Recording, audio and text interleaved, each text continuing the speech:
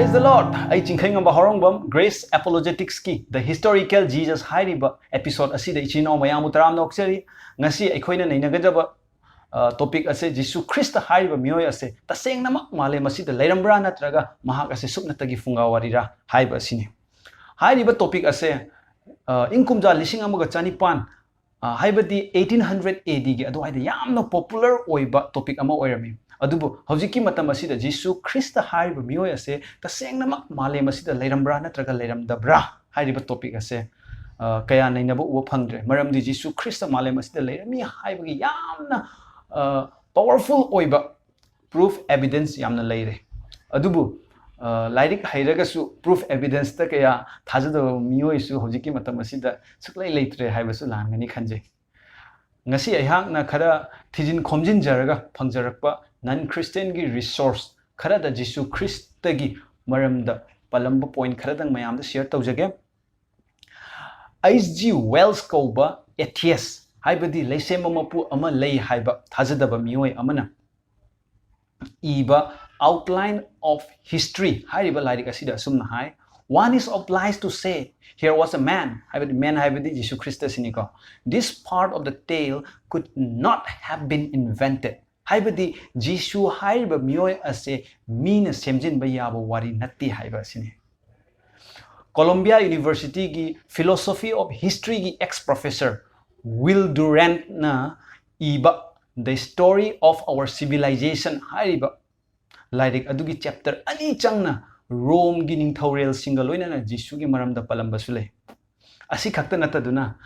Aristotle Alexander Julius Caesar Buddha Muhammad Napoleon na chingba itihas ki saknairba meeoi singdagi su hena Encyclopedia Britannica na Jesu gi maramda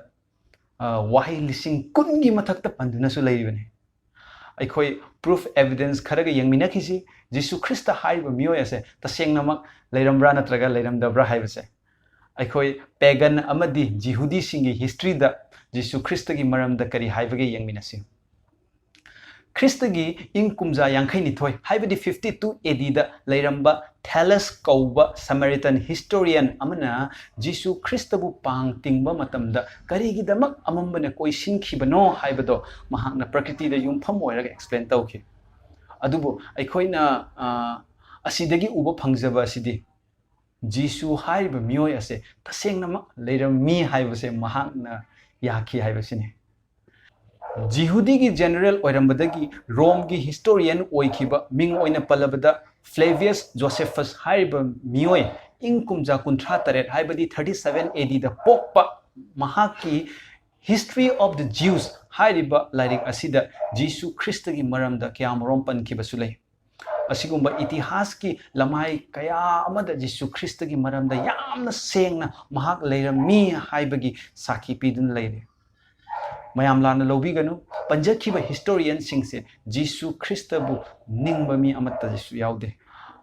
khudingmak non Christian ngaktani atai historian su yamna leiri video ase yamna sangani haina loina hapchadre atoppa historian atai gi ming khangba leiragasu makha da comment soina pibirakpa yagani aigi nungsijraba ichinaw sing panjakhraba itihas ki oiraba kakpa yararoidaba proof evidence mayam sina adongi thamoida Jesu Khrista malem asida meeoi ama oina leirami haibase chingna ningai leiramaro haiba thaje adubu hangba jaba wahang adudi Bible gi Mathi panduk ki padatranga haibadi Matthew chapter 16 verse 15 da Jesu Khrista masamak na hangli nakhoina di aibo kanani haina lawagi